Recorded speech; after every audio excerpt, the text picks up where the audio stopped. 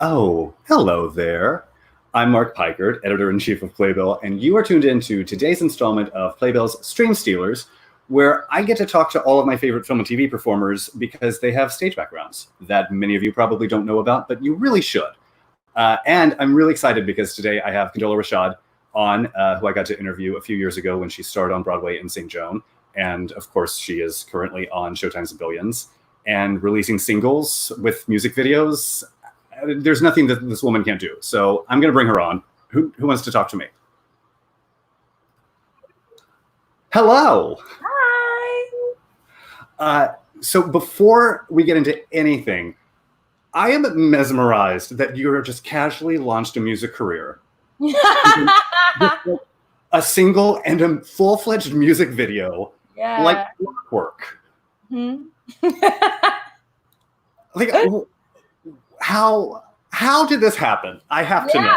Well, you know, the truth of it is, which is what a lot of people didn't know, and I was really happy to be able to finally reveal it, which is that actually my first expression as an artist was a musician. I'm a musician first. I trained classically as a pianist from when I was a child all the way through when I graduated from high school. And so music has actually always been my first language artistically. Nobody knew that. And so it was always something I was always very excited to finally reveal. And when I went to college for acting because I also knew that was a part of my artistic expression. But I personally felt that I needed to train for that. Like I not that everybody does, but I wanted the training. I was like, I need to study. I'd like to learn more about the world and about the culture and about the different playwrights. I just knew I wanted to study. So when I graduated from college, I was very fortunate, and I my acting career moved. The summer that I got out of college, I was cast in Lynn Nottage's Ruined, and that's where everything started. That little off-Broadway play. Yeah. Lynn Nottage's premiere. Yeah, no, I mean, it was really quite something. And even to this day, it's like one of the most gratifying experiences I've ever had in my whole life. But so it took some time. I've always been creating music, but there was a moment in time where I realized that I was going to have, because I was actually in an indie rock band called Condola and the Stoop Kids for a while. We were like a super underground, like New York City band. We had like a residency at pianos. Like it was a whole thing. It was during Romeo and Juliet, actually. And I cannot get over the fact that you are just racking up Tony nominations right, left, and center. And then you're also just like an underground indie band. Yeah, it was great. After your night job? Yeah. Actually, literally, like because we were recording that album, which I'm going to go back and re-record. But we recorded an album, and we were recording the album during Romeo and Juliet. So I would leave the theater and go to the studio and then like record. So this is my life. Like art is my life. So I have no qualms about it. About just like continuing to make music and make art all the time. But anyway, I got to the moment where I realized that I had to choose, not forever, but for the time being, because both of the careers, my music career and my acting career, they were both very young. And I was also very young. And I had this moment of clarity where I realized like, okay, strategically and also realistically, not forever, but I have to pick a direction for now, or else they're both going to flounder because it's too much for me to try to launch both at the same time. It's too many things like at once for anybody to like focus on. So I was like, all right, I'm gonna take a couple of years. I'm just gonna focus on building my acting career. And when that gets to the place where I feel like I'm ready to go, then I'll use that platform and be able to like actually really reveal myself as the musician that I am. And that's what I did. So what prompted you deciding that? I assume that you made the decision pre-pandemic, but what prompted the decision to reveal yourself now as a musician? Yeah, so well, basically, as it turns out, I started recording the music for this EP in October of 2018, or September or October of 2018. That's when I started working on it. So I started basically from October of 2018 up until April 3rd, which was when the first single dropped. I've literally been just like plugging away at this project the whole time. All of 2019 was dedicated to this project. Because I'm as the producer and the co-director, I had to be a part of every single part of everything that you see in the videos. I had to like from the like, it's so funny in the Running in Place video, my cell phone, like I just realized the other day, I was like, oh, it's actually still the back of my cell phone. I bought this cell phone for the video, and then I just never took it off. It's like never come off since we made the video. So like these are all very like personal touches that you're seeing in every single music video. So it took me a long time to create it. So, but it was always our release date was always slated for the end of March. It was always, that was when it was supposed to happen. Yeah. So then when it came time to, well, it was almost time, and the pandemic hit in this country, I think the automatic response for everybody, and for a lot of people, even outside of myself, like everybody's response was like, okay, hold off, postpone, we're gonna work around it, everybody just hold off, right? And at first I was like, okay, like, yeah, sure. And then I just had this moment where I actually was thinking to myself, and personally, I just kind of felt like, like, why am I waiting? Because in my case, I have this piece that I put all of my energy and all of my light into. We're in a really shadowy moment. I put all my light in this thing. So like, why not offer it? Why not offer it? Because all of a sudden I felt like, why am I waiting for a good time for me to release it? I'm not releasing it for me. I'm releasing it to offer it to everybody. So like, why am I waiting for a better time for me to do it? Like, no, I would like to offer it as an artist now. If it provides anyone with 2.5 minutes of music that they like, that they can listen to within their homes, then that is the offering that I can give right now as an artist. That's what I can give. I can't give everything. I can't come up with a cure for this thing, but I can offer you some music. Well, and you and your co-producer are donating profits from the singles. Yeah. So then came the idea, because I was like, well, I'd like to just offer this artistically. And then I was like, oh, and actually, how can I find a way so that I'm able to offer this artistically and also have it so that the project actually supports financially the community? How can I do that? Yeah. So then I was like, well, I could just, not to say there's anything wrong with this, but you could just release it and then raise awareness for an organization. But then I was like, well, no, if I actually donate the proceeds from the project, then it's like a self-sustaining thing where it's like I'm offering it to the community and the community is sustaining itself. Because every time you listen and watch it, like all that's just going to go towards whatever organization is helping financially. So to me, I was like, oh, I can basically turn my project into a fundraiser. So that's what I decided to do. Well, and I love that you're like, remember, what was it, the Beyonce's B-Day album where she just had secretly recorded a video for every track? Yeah. I love that you have also apparently secretly recorded videos for every track. That's literally what I did. I decided that I wanted to have it be a series. So I didn't want it to all come out at the same time. I wanted it to be experienced as a series. And which was really exciting, because I think that every time one comes out, you think it's one thing, and then the next one comes out and you're like, oh, I didn't know that's where we were going. So it's been really, really exciting for me to not only, reveal myself as a musician, but also as a producer and also as a director, which I didn't know that I was before this project. So I'm really excited, and there's more. This is literally, that's the other thing too, is like, oh, this is just the introduction. Like, this is actually just the like, hi, I'm here, hello, and then there's more. I will never stop making music now, especially not now. No, I mean, plus you're doing the props for the videos. You're a director. Yeah. I can't wait to. My biggest thing right now is like, I'm just ready to perform it live, because that's actually my strong suit. I'm a live performer. So like, I'm not nervous about that part at all. That's actually what I'm waiting for. It's going to be really something. So I'm patient until then. I can continue to release these videos and have people just experience it through that realm and in that way for now. But there will be a time where we'll be doing this live. Well, I have to say, I'm always thrilled when Broadway people that I love get film and TV work so that they get a broader audience and they make that money and they get the chance to do that to fulfill that part of the form. But you are one of the truly great stage performers of your generation. And I'm not just saying that because you're talking to me. You truly are. I mean, I remember vividly walking out of Stick Fly and going, oh my God, who was she? I need more.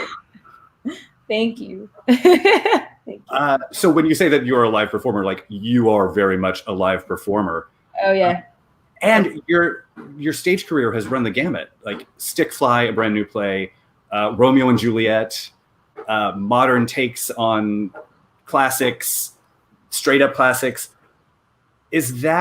Are you always looking to challenge yourself in new ways in choices? That's actually like, that's always how I decide what piece I'm going to do. I say, okay, so where's the like, what is the challenge? Like what am I going to do here that I've never done? Or what am I not sure that I'm even able to do? If I'm like not sure I can do it, that's an automatic yes. I'm like, I don't know if I can do this, so I'm probably just going to say yes. So like me, you constantly get yourselves into situations where you're like, who told me to do the thing that always scares me? Because I'm 100%. Tired of being scared. 100%. I'm always like, how can I expand a little more? And then you just hit the point where you're like, I don't want to expand anymore. I just want to go back to what's safe and easy. But we don't. We persevere. Yeah, I think it'll never happen. And I think I'm just always wanting to expand in some way or form. I mean, I am a Sagittarius after all. We're known for that. I mean, I'm an Aries, so. Yeah, we're fire signs. That's why. Well, I really want to talk about you doing St. Joan, because that's such a mammoth role. And it was such a great production.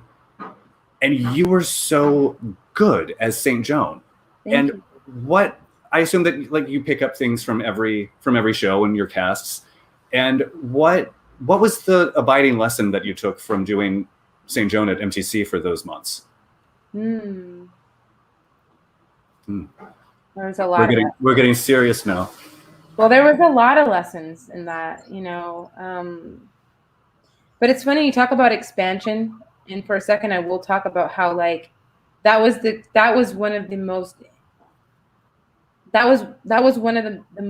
impactful experiences in the sense where I learned what I was capable of doing. Like even just in terms of holding that character and being able to do that every day that we would do it, I would learn like, oh, I'm capable of doing a lot more than I thought I was able to do.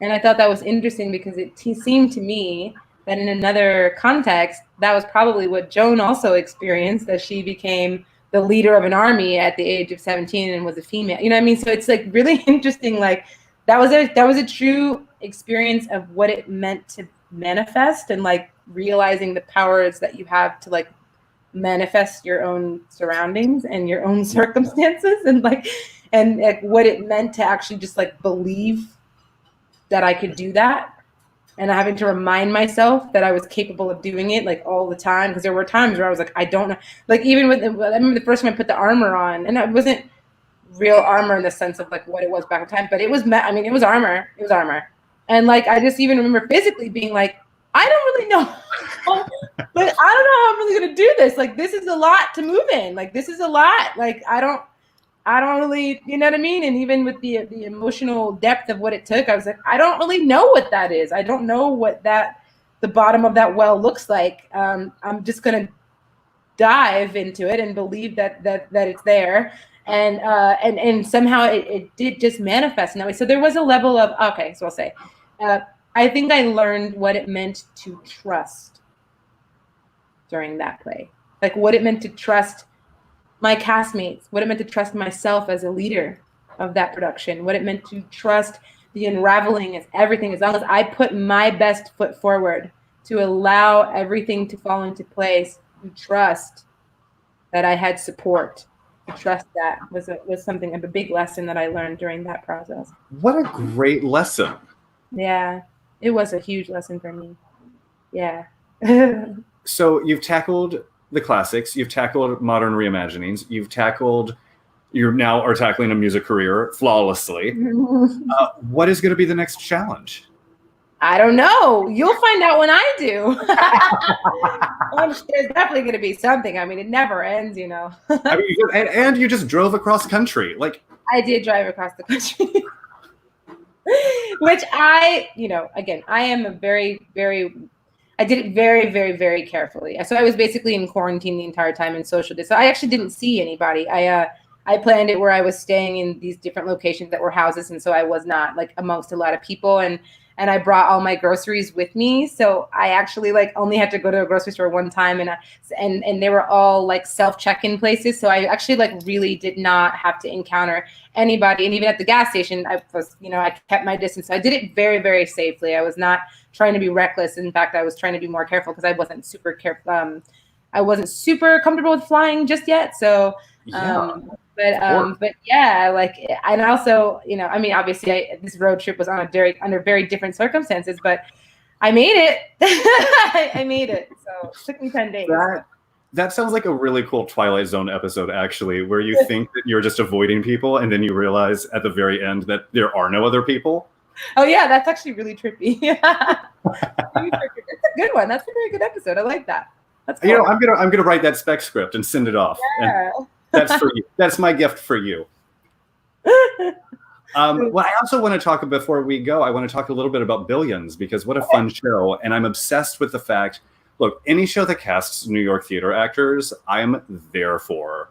And the number of people that they get to come onto that show. I mean, Melissa Errico was there at the very beginning, and then Corey Stoll. I will always want to watch Corey Stoll on Billions. But what has it been like toggling back and forth between your other passions and getting to do the Showtime series? Oh, well, so that's also been the beautiful thing with Billions, is that it has worked in such a seamless way. I mean,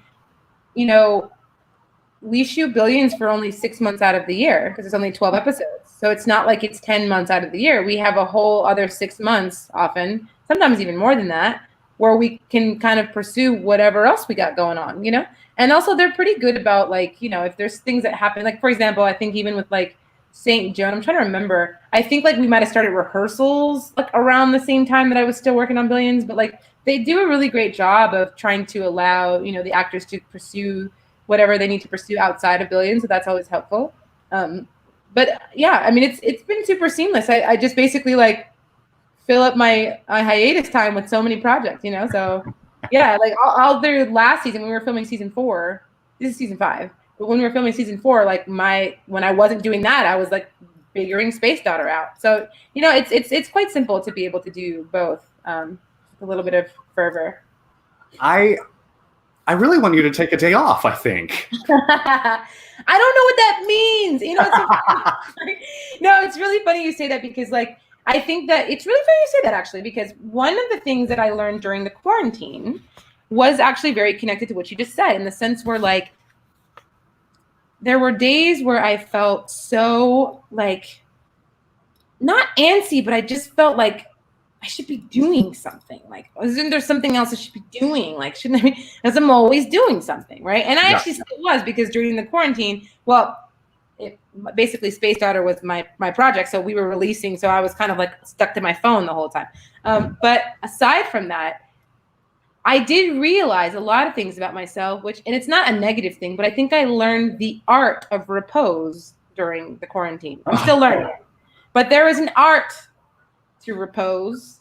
and I think it's a lesson that a lot of us are learning, and I think it has to do, I think it's also very cultural, because I think there are other cultures that actually do observe that sense of we're gonna go to work, and also we're gonna take 2 hours and and have our lunch break, and sit and actually eat it, and be with friends while we eat it, and take a nap, and then we're gonna go back to work, and then at dinner we're gonna come back together. Whereas I think generally in our culture, in especially where we're at now, it has reached a certain level of it's a little bit more frenetic, right, in our culture. So it's no, you take your lunch break while you're working, you do this, you just it's a nonstop thing. It's a part of our culture. It's New York Minute is a real thing. That's a part of, we say that, but that actually is a real thing. It's we're constantly on the go while we're doing this. We're also thinking about what's going to happen tomorrow, what happened yesterday. So while I can appreciate the hustle, because that's what it is, and I'm a hustler myself, while I can appreciate it, I think that there is something to be said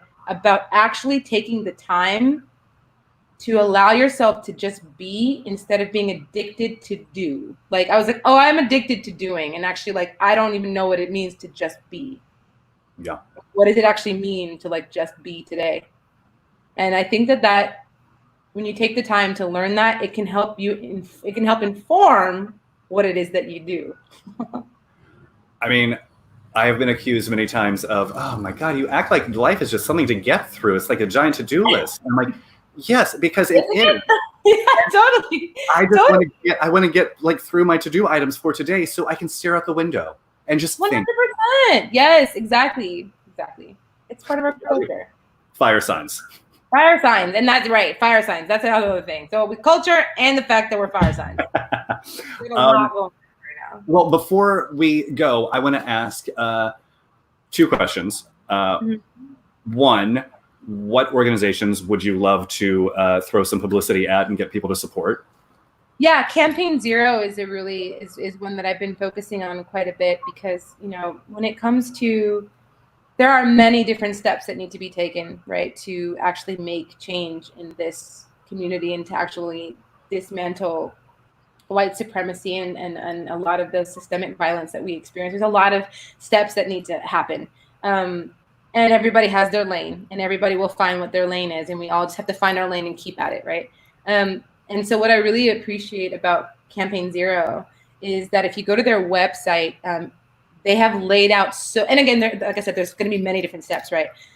And it's not, there's nothing is proven, and we have a lot to figure out how to really, you know, defund, and there's a lot of things that we're figuring out right now. But what I like about Campaign Zero is if you go to their website, they have laid out so very clearly the certain practical steps that we can all take towards actually getting it into laws as to how we can actually end police brutality, like actual like little things that we all knew to do, and we all knew where to direct our energies, and like what we actually physically can do practically, how we can all be a part of the end of police brutality. So it's phenomenal, really phenomenal.